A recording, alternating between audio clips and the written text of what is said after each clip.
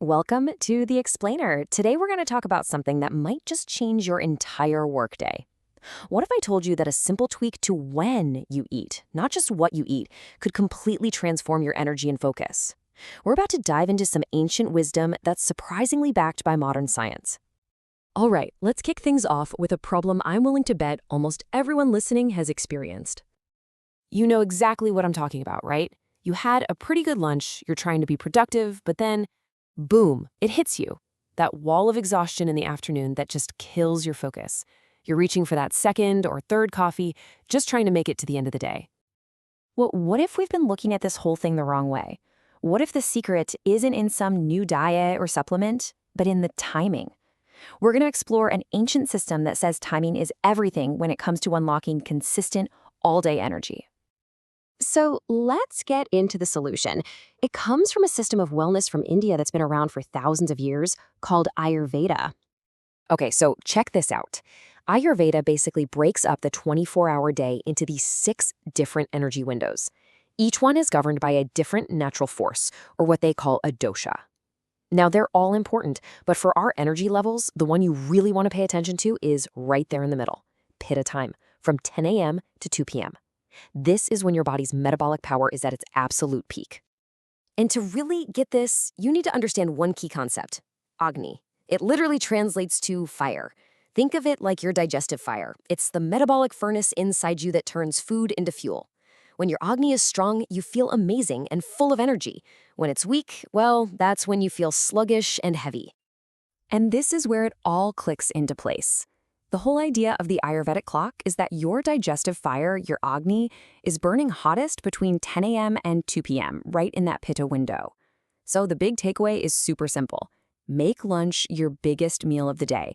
You're basically giving your body the most fuel when its engine is running at full power. Now, I know what you might be thinking. This sounds really cool and all, but how does this ancient idea actually stack up against modern science? Let's take a look. What's so amazing is that modern circadian biology pretty much backs this up completely. Science shows that our metabolic enzymes and our body's sensitivity to insulin are, in fact, highest during daylight hours. That means midday is literally the best time to process a big meal. And that idea about eating late, studies totally confirm that it messes with our sleep hormones like melatonin. And regular meal times? Yep, that helps train the little internal clocks in our organs to work more efficiently. It's like ancient wisdom and modern science are saying the exact same thing. So the bottom line here is that syncing up your meals with your body's natural rhythm isn't just some fringe wellness idea. It has a direct, real-world impact on your performance. I mean, stabilizing your energy means you're just as sharp for that 4 p.m. meeting as you are at 10 in the morning. And better sleep? That's not just about feeling rested. It's about boosting your focus and your ability to handle stress the entire next day. All right, the theory is great, but how do you actually put this into practice when you've got a packed schedule? Let's get really practical. This blueprint is a super simple guide to get you started, and you don't have to completely change your diet. It's easy. Start your day with some warm water to wake up your system, have a light breakfast, then make lunch the main event. And for dinner, keep it lighter and try to eat it a bit earlier. Oh, and notice that last one? Turning off screens before bed? That's a huge part of letting your body wind down properly. And for those of you who want to take it a step further, you can make little tweaks based on your dosha or your natural body type. But honestly, don't even worry about this at first. The sources say the most important thing is just to get the timing right and see how you feel. Okay, let's look at how you can actually roll this out. We're talking a simple plan you could start this week. Look, this isn't about being perfect. Just think of it as a little 7-day experiment to gently nudge your body's internal clocks back into sync. You're just introducing one new habit at a time. Maybe a bigger lunch, maybe a quick walk after you eat. And then on the last day, you just pick a few things that actually worked for you and stick with them. No pressure.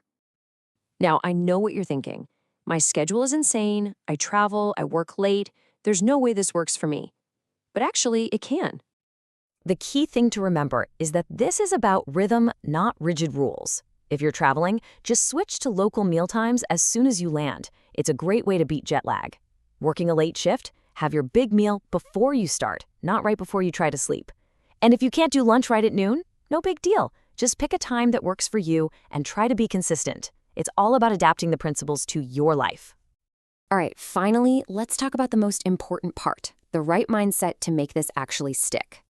Please remember, the Ayurvedic clock is a tool, not a strict rule book you have to follow perfectly. You don't have to be perfect.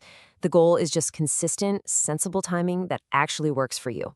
It's the small, steady changes that really add up and give you those big returns in energy and focus. And how do you know if it's working? It's really simple. Just pay attention to these 4 things. How many hours can you work without that afternoon crash? How's your sleep? How does your stomach feel after you eat? Just by checking in with yourself on these points for a couple of weeks, you'll start to see the trends and feel the benefits for yourself. So, as we wrap up, I want to leave you with this thought. By starting with just one tiny change, maybe it's drinking that warm water tomorrow morning or having a bigger lunch this week, you're starting a whole new conversation with your body. Your body is always listening. So what are you going to tell it?